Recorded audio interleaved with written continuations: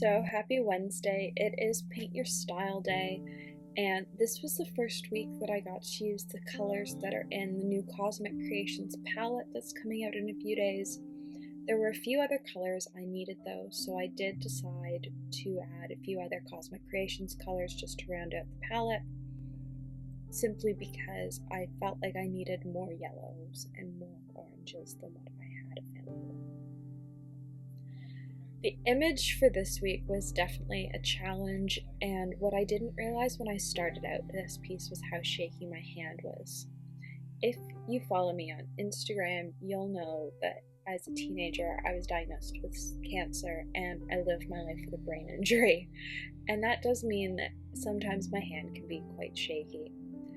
When I started painting, I didn't think the tremor was that bad on this particular day, but by the time we get to the end of the piece, the tremor's quite obvious. Normally, I would just refilm a piece like this, but I decided to post it anyways because it is the reality of life with a brain injury. Not everything turns out well, and sometimes you just have to live with the fact that not everything will be perfect. In this case, the final product wasn't something I absolutely loved, which for a paint your style piece is hard. But I did it, and I did it with a fun color palette, and really, sometimes that's the most important thing. I did end up adding Winsor Noon White Gouache to this palette just because I felt like I needed the white. I've yet to find a white gouache that I like more than this gouache, though I am always looking for suggestions. I did try and find the Daniel Smith version because I do really like their gouache, but I couldn't track it down in Canada, unfortunately.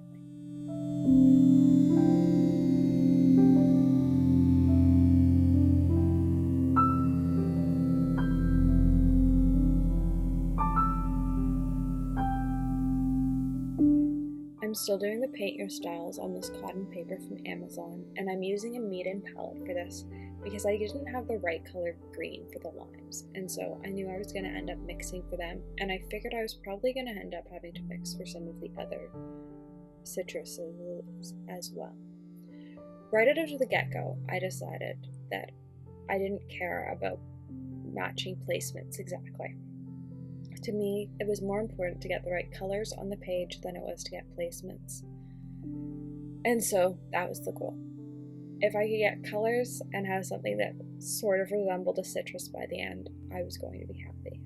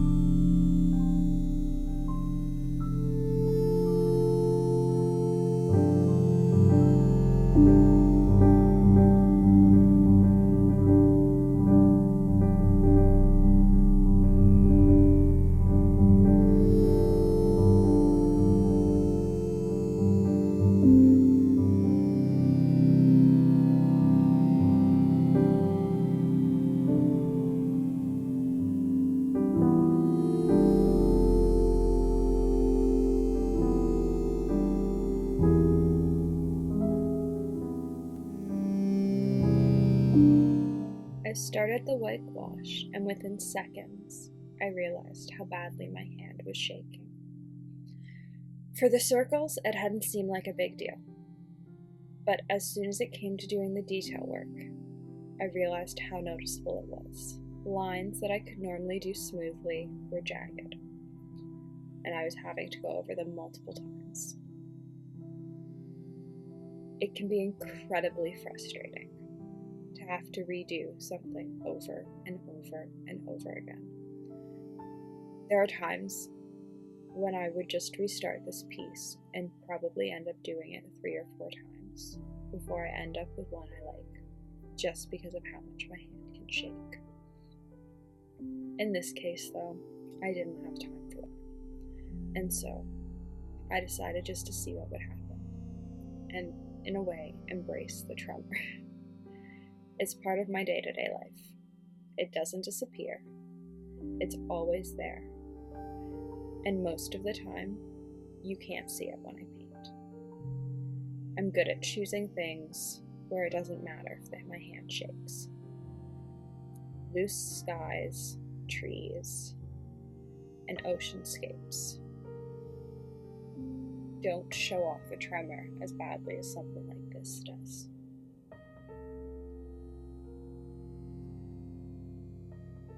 I was also dreading the next step. I knew, once I'd finished this, it was time for more detailed line work, of going around all the colors with a deeper hue, and then I was going to have to fill in a background with a hand that I couldn't get to stay still and stop shaking. Unlike normal, I decided to move around the paper.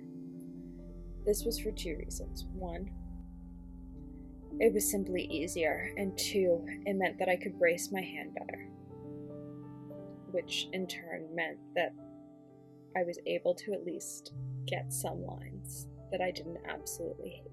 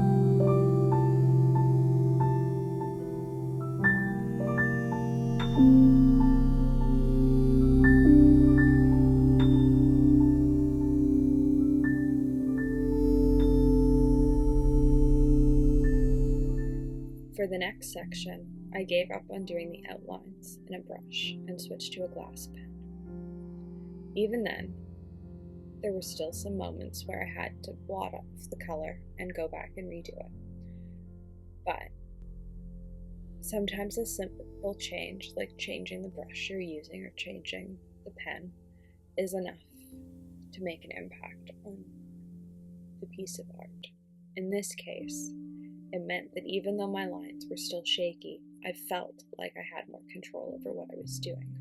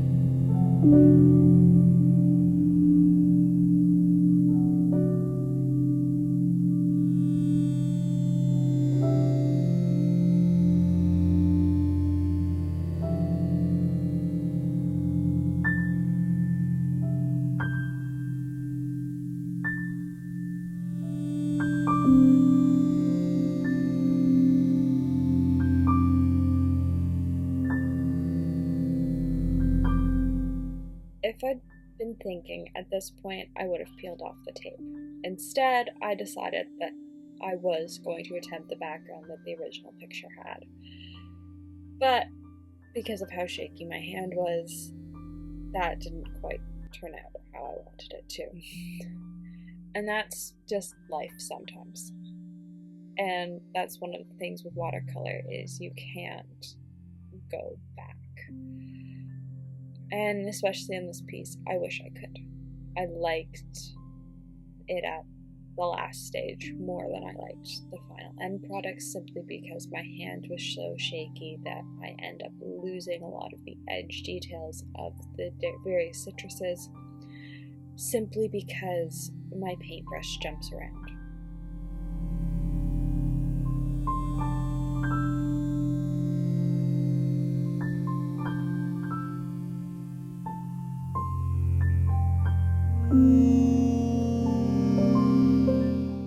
I do decide to marble in some of the pink just because I think the blue is too much. I have mixed feelings, mostly because I again lose more of that edge detail just because my hand was so shaky. It's one of those, like, I should have given up when it looked a certain way. But I do like sort of the galaxy of the background. So I think this will be a piece that I go back and attempt on a day that my hand is way less tremory, because I do think it is a piece that could look quite cool. It just didn't happen to on this particular day. And sometimes that happens. That's just life. There are sections of this piece I really do like, though. And I think that's important to find in a piece where I don't like all of it, that there are still moments of this piece that I do really like the left-hand side.